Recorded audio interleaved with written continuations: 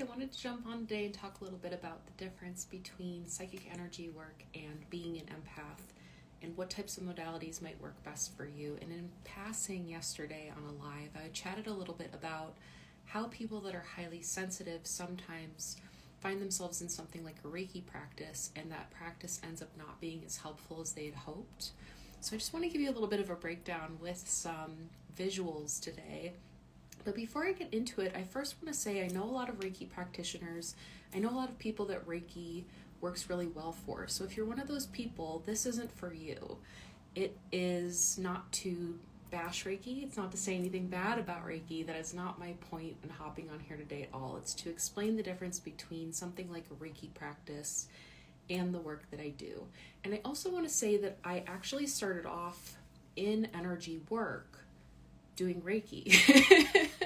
So I do know something about this personally. So not only that, but I've worked with hundreds, if not thousands of people around the globe that have done Reiki practices and trainings, and then they come to me because they're having all of these other issues after doing lots of different levels and certifications of Reiki. So let's get into it today. I have a special thing for you, a visual aid. I drew you a picture. So let's start off with being an empath.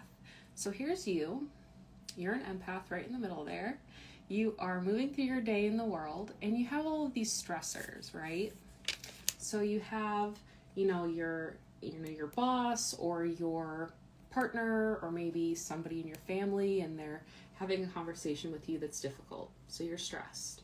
And then you have to deal with a whole bunch of other people. Maybe these are relatives, maybe they're kids, maybe they're people out in the world, and there's another level of stress. And then you have, your work-related stuff. Maybe there's some deadlines or some changes that are happening, your home life, maybe you have bills that are due. There's all of these different stressors in your world, right? So what ends up happening for the empath is you get really overwhelmed, you get overstimulated, you bring all of that energy into your space. Why is that? The reason that happens is that let me just draw this on here. Okay, this right here. You have an awakened second chakra ability. So that's your second chakra. It rests right around the belly button area. So this second chakra, Clair-sentience or feeling ability is so strong. And that sense that's so strong is reading and taking in all of the information from these different places in your world. So now this conversation, these people, the work stuff, the home stuff, the money stress, it's all coming into your energy field, just like that. Why does that happen? Because for people that are clairsentient, you are somebody who has a very strong second chakra ability, and the way that you use that ability to find safety, to read energy, to feel things in the world, to understand and comprehend the things that you're wanting to get information about, is you open up your energetic boundary. You activate that second chakra ability to find that safety. You open up that second chakra and your energy field opens. Okay, following? So when all of that happens, now that conversation you had that was really difficult, maybe your boss yelled at you because they're having a bad day or they're a jerk. All the kids that are screaming, the work stuff, the home stuff, the money stuff, it's all in you. So now you're sitting there and you're overwhelmed. You can't function. You can't hear your own thoughts. You are enmeshed and become all of that energy that you're taking in. And at the same time as feeling completely like your things are unmanageable, you are somebody who has a really deep empathy. You want to help people. You want to understand people. You want to be available for people. You have this deep need and want to be of service and to heal others. So that, it erased my person here. Hold on, I gotta redraw some limbs. And I have to redraw the second chakra piece here. Okay. So, here's you, the empath, and you have a very strong second chakra ability. So what that also means is that you find and seek out things that are in need of healing. When your second chakra energy is activated and moving out into the world, you are seeking out things to heal or to help fix. So now, as an empath, you find yourself in situations where you're surrounded by narcissists. You get in relationships with people that are abusive. You have bosses that are toxic. You find yourself in the midst of chaotic situations all of the time. And you're like, what? Why is this like this? All I want to do is help. All I want to do is love people and care about people. And I'm surrounded by the shitstorm. What is going on? So, let me draw this. Boop. And then maybe this is kind of wiggly. All right.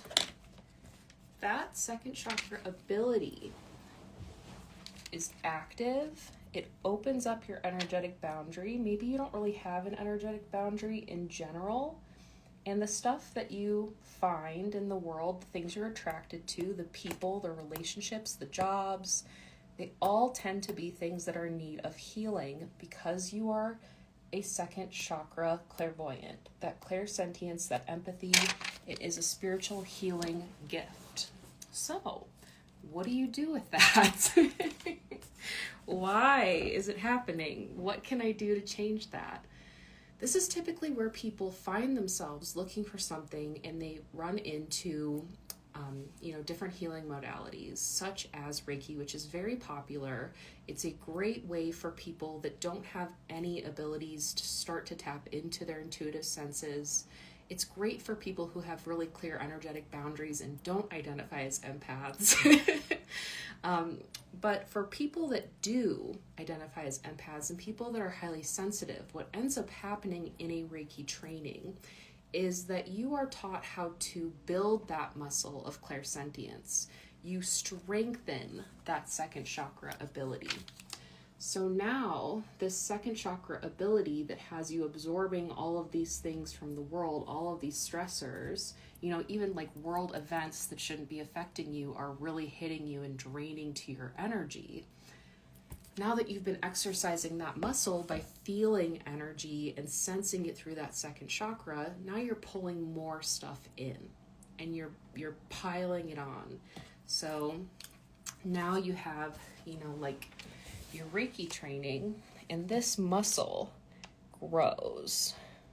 You're strengthening that second chakra sense, and now this stuff becomes twice as loud. And now your whole energetic space is like a total nightmare. Total nightmare. So I have, worked with a lot of people that have done extensive Reiki trainings. They've graduated, been certified. They've done all sorts of really advanced Reiki trainings. And they come to me and they say, I'm doing these practices and I feel okay. And then I feel worse. And, I don't know what to do from here. I have people that come in and they say, I've been, doing Reiki training and I feel a lot of stuff and I'm very confident in that ability, but now I'm starting to see stuff. Now I'm starting to hear stuff. Now I'm starting to get downloads. And I asked my Reiki master what I should do, and my Reiki master said, ignore it. My Reiki master said, that's not real. My Reiki master said, that happens sometimes. There's nothing I can really tell you what to do about it, which is really frustrating for people because now they have other things going on and it's, unmanageable. So now that I have this big thing here, let's get to the next part. So the way that this stuff that I teach differs from something like a Reiki training is that we take people that are wanting to develop their spiritual gifts, wanting to stop absorbing all of that stuff from the world and taking it on and letting it deplete them, wanting to understand their spiritual abilities or activate them, And we teach them how to have a clear energetic boundary. And what that means is you are fortifying and strengthening your boundary between you and the world. So what that looks like is you have your boss who's a jerk. You have your people in your world, while I'm drawing this, your people in your world that are stressful, because, you know, people just sometimes are stressful. You have work stuff, you have home stuff, you have money stuff, all of that happening out in the world. And those stressors don't come into your energy field. We teach people how to build that energetic boundary, how to maintain it, how to notice when stuff is coming in and you're interacting with energy that's not you, and how to take the energy from that second chakra, Clair-sentience, which I'm going to mark right here, right around the second, and move it. The only other colored marker I had that works is this red one, unfortunately. I wanted a blue one.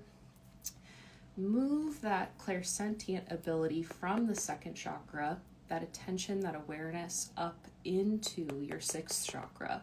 Because when you are observing energy, noticing it, reading it, experiencing it from the clairvoyant center, from the sixth chakra, and you have your energy in that space, you have room from what you're noticing in the world. You can still notice and sense and get a read and tell what's going on without it coming into your energy field. And in fact, you have enough room for it to where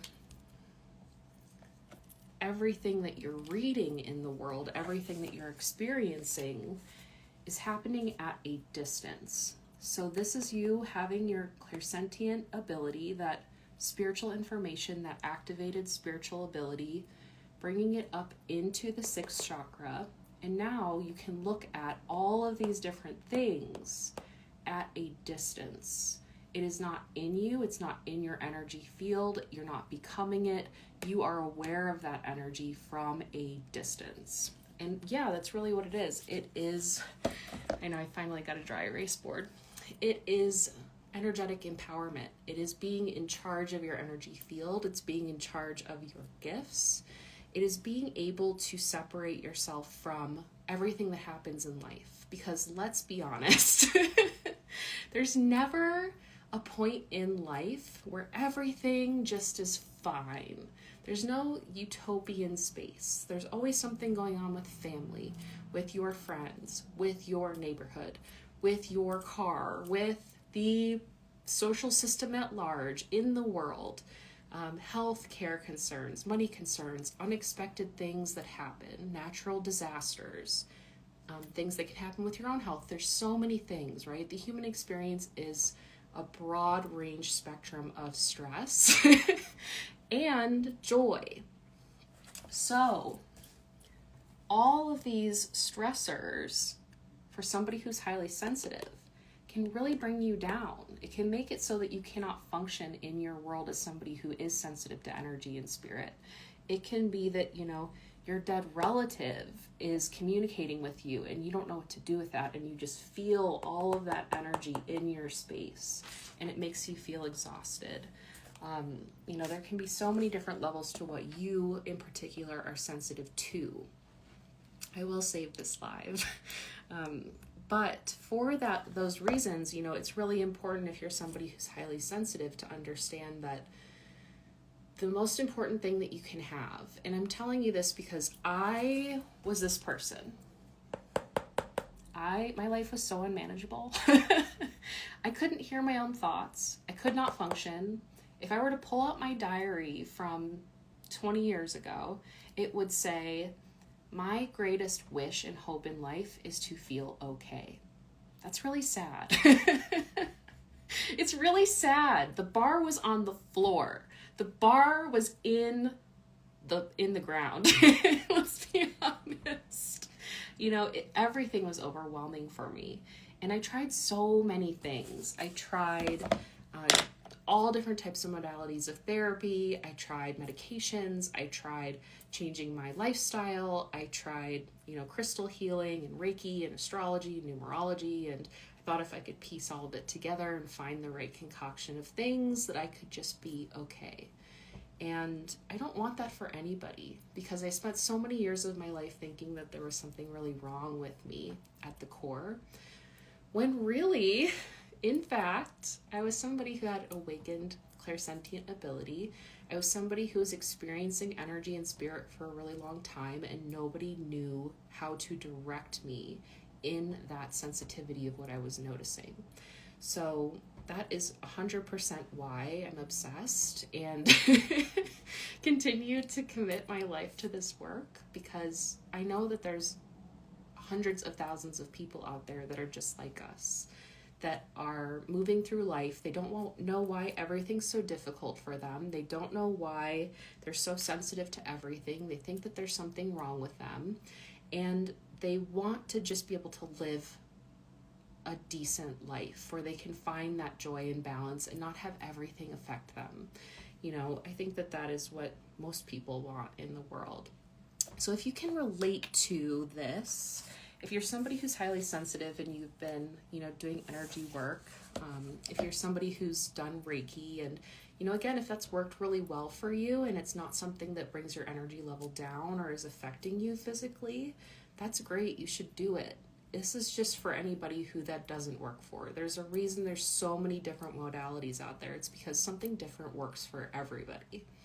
But this is a little bit of why I tend to see people that come into our practice, what they go through and the things that really affect them. So I'd love to take any questions that you might have about this. I'm, again, just obsessed and passionate about it, because I don't know how else to say it, and it might sound dramatic, but I think that this type of energy work that I teach has really changed my life. It has saved my life, and it's helped me to really move through a lot of difficult things.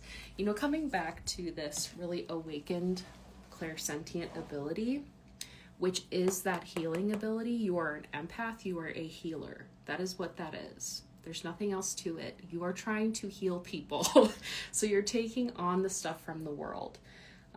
What ends up happening with people that are empathic is they keep experiencing all of these really charged, traumatic experiences, or they get themselves into places where there's all of these really painful things that happen. And so for a lot of people, what happens is you have to go on this sort of self-healing journey in order to, start to heal from all of the experiences that you've had. And I was not spared that experience. I've been through a lot, and I think most people have, I've been through a lot. I think most people have. And what a doctor might say to me is you have CPTSD. And the solution for something like CPTSD typically is medication and therapy. And I did those things for a very long time. They did not do anything for me. And I teach what I do for myself. Somebody says, what's the solution for you? The solution is learn how to do self-healing energy work for yourself. Learn how to build an energetic boundary, how to separate yourself from the things you're interacting with that are affecting you. Learn how to do those practices. That's what I teach. Are you a practicing healer now? Is it even possible for us? I am a practicing healer now. I am the co-founder of Awakening Sanctuary Academy, where I teach people how to do the energy work that I do for myself every single day, that I have done for the last 10 years, and that has profoundly changed my world. I do one-on-ones. We host group healing clinics. We have one coming up on Friday, where you can kind of pop in and see what it's like to receive a healing in a group setting. So yes, I am a practicing healer and energy worker. If our lives today are in the same font, we will share them both. Yes, we will share the lives. We will share the lives. Yeah, any other questions about this type of stuff? I'm curious, does anybody feel like this is you?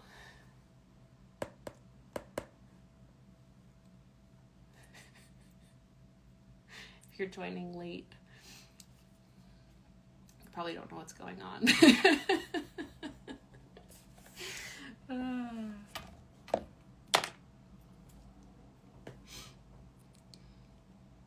Questions about, okay, how do you recommend creating the energetic boundary?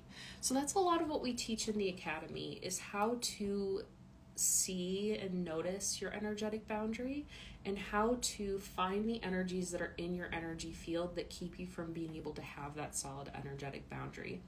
The things that you can do in your waking life that contribute to you having a solid energetic boundary are speaking your truth, telling people what you think, saying no when you mean no, not overextending yourself because you feel like you should, or there's an obligation to do something that you don't want to do. Being in your truth, taking care of yourself at an emotional level, being available for your own emotions. Those are all ways that you could start to really build that energetic boundary and really just sort of tune into, are there any areas where I'm not doing those things already? For me, it was all about reclaiming my voice. So wouldn't advise a person to do a Reiki course if they're sensitive and empathic because I was about to do a course.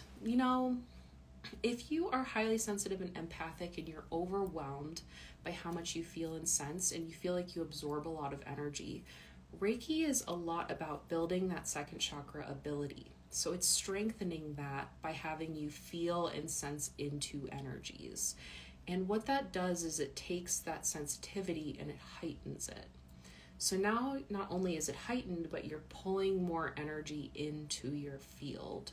And if there isn't some way for you to then move that energy out or quiet that second chakra sense, it can become really overwhelming for people. And I just know that because that was what I experienced. And I've worked with hundreds, if not thousands of people who have gone through that same sort of thing.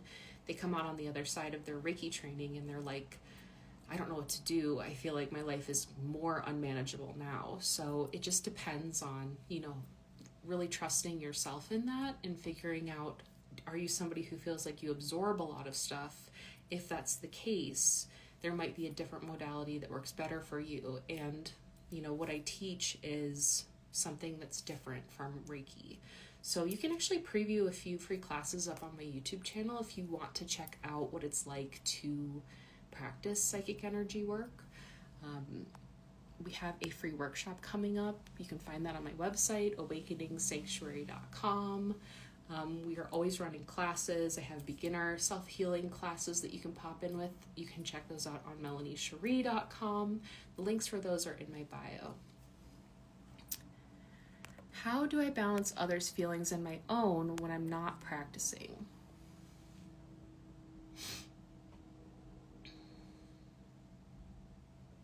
Can you elaborate on that question?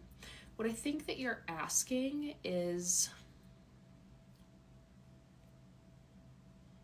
I'm not sure what you're asking there.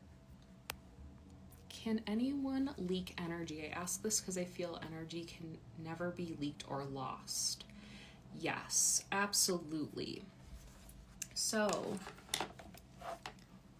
an energy leak is also a part of having a poor energetic boundary. What can happen is, let's say you have an experience, your things are going good, you have, your energetic boundary set, things out in the world aren't affecting you the way that they used to. So let's say you get lit up in an energy. So there's something in here that's in a vibrational match with something that your boss says to you, just as an example, right? So this energetic match opens a hole in your energy field. And now that these two energies are interlinked with each other, your energetic boundary is lost. The way that you might experience that is that you're replaying this conversation. You feel exhausted after work. You feel drained after having that interaction with that person. And all of your energy is leaked out. So, a lot of what we teach, again, is how to really recognize when you are activated in an energy that would open your energetic boundary so that you can be really conscious of the exchange that's happening and self-correct, which is that self-healing practice. So in that example, you then are becoming conscious of, oh, I'm really lit up in this conversation. I'm still replaying it in my head and I'm exhausted. There are then techniques and tools that you can do, which don't take very much time, take up to 10 to 30 seconds to be able to shift that in your space. So once you shift that, you can bring your energy back to you. You can call it back. You can reclaim your energy. The other piece to energy leaking is that your energy and attention can be anywhere in time and space. Let's say that you had a really traumatic experience when you were 7 years old. And ever since 7 years old, you have this pain in your shoulder and you're not really thinking about that experience, but now, fast forward, some of your energy is still stuck in that traumatic experience. So what we then teach is how to become conscious of where your energy is stuck so that you can call it back to you. Your energy can be stuck. Get this. Your energy can be stuck anywhere in time and space. It can be out in a future event. Let's say you have a wedding that you need to go to next year. You're thinking about it. You're worrying about it. You're planning about it. Your energy is out there in the future. And your energy is stuck at being 7 years old in that traumatic event. And your energy is stuck in a really traumatic past life death experience. So your energy is all over. We are multidimensional. We can move our energy anywhere in space and time. The practice that I teach teaches you how to gather your energy from all of space and time and bring it back into your space. Hi, Meredith. Hi. Now I understand. The diagram explained it so beautifully. You are so welcome. Okay, thank you for elaborating on this and being patient with me. So basically, if I can't control what I'm receiving, but I can determine it is not my own emotions, how can I relieve myself of the intensity of other people's emotions? Thank you so much for clarifying that. So, what you are speaking to when you're saying, how do I not take on the intensity of somebody else's emotions? Typically it's an emotion like anger or sadness or frustration. One of those ones that has a little bit of a charge to it that we tend to struggle with as highly sensitive people. So how can you relieve yourself of the intensity of other people's emotions? So when we go back to this is you, the empath. This is the stressor, the person who's angry, the person who's sad, the person who's, frustrated with you. That is coming in to your second chakra. You are feeling it, and it's really extremely overwhelming because all of these other stressors are in there. And it's coming in, and you are trying to heal it. So you are sitting in that energy because you are a healer. You've opened up your energy field to heal that emotion. Part of the practice that I teach is learning to recognize when you're taking on another person's emotional energy or you're getting into resistance with another person's emotional state. And what I mean by resistance is when somebody is angry and you don't like that they're angry, you want it to be different, you want it to change, that becomes really sticky as an energy and it gets stuck in your energetic space. So learning the practices to be able to say, okay, I've hit resistance around this emotion. I'm going to release that glue that keeps it stuck in your space. I'm going to release the responsibility to change this, to make it different, to soothe them, to take it on like it's my fault. Release that energy. And then you're going to release yourself from their emotional energy that they're asking you to heal. And you move that out of your space. And from there, you're able to then find your own emotional space. Great question. Time to run my energy. Get in there, girl. Run your energy. So, for a lot of people, what happens when you do have that really awakened second chakra sense is that you take on other people's emotional states and it becomes really confusing. So the way that I used to experience this was I'd have somebody in my friend group who would be going through something, and maybe, she's in a fight with her boyfriend. So now, even though I don't know that they're fighting, I'm psychic. I am angry and frustrated with my boyfriend for no reason. No reason whatsoever, all of a sudden. And I'm like, why am I so upset with him? Why am I annoyed by everything he does? I can't stand the way he breathes. Turns out, I was tuned into the energy of what was happening with somebody else. I was becoming it because it was coming into my energy field. This can also happen when you're out in public, when you are around people you don't even know. So let's say you go to the grocery store, everything's fine, you're in the flow, you're getting things done in your day, you walk by a few people, you get your groceries, all of a sudden you can't think, you're overwhelmed, you're over it, you're ready to go home, you get home, and now your whole day is off track. Why is that? Is it because you walked by a few people that were in different emotional states, you brought that frequency into your space and became it? And now you don't know why your day is ruined? Yes. Yes. Ugh. You are so welcome for that explanation. So that is mostly all I have for you today. Really the difference between something like a Reiki energy healing practice and a psychic energy work practice. Being that we are teaching you how to take all of that spiritual energy and information and intensity as a soul, that spiritual awareness, and bring it up into that sixth chakra space so that you can have room from the things that you're noticing, so that you can get clarity around them, you can know where they're coming from, you can know why it's there, you can have all of this information without becoming it. And I think for people that are highly sensitive, it's important to really separate those two things, to not really, double down on a sense that is sometimes extremely overwhelming or difficult to manage. For the third time, I will say, I know a lot of Reiki practitioners that are great. I know a lot of people that Reiki works for, and it's great. I know a lot of really lovely people that practice Reiki. I'm not bashing Reiki in any way. I'm saying that there are different modalities, and the modality that I teach in my beginner classes, in the academy, in all of the different spaces that I teach is different. Thanks everybody so much for being here. I hope you all have a lovely rest of your day wherever you are in the world. Take care, be well. Bye. Oh, Meredith says, learning these practices changed my life, and no way I'd be where I am today without it. I love you so much. Oh, I love you. Oh, you're so welcome, everyone. Miss you, Meredith. Take care, everybody.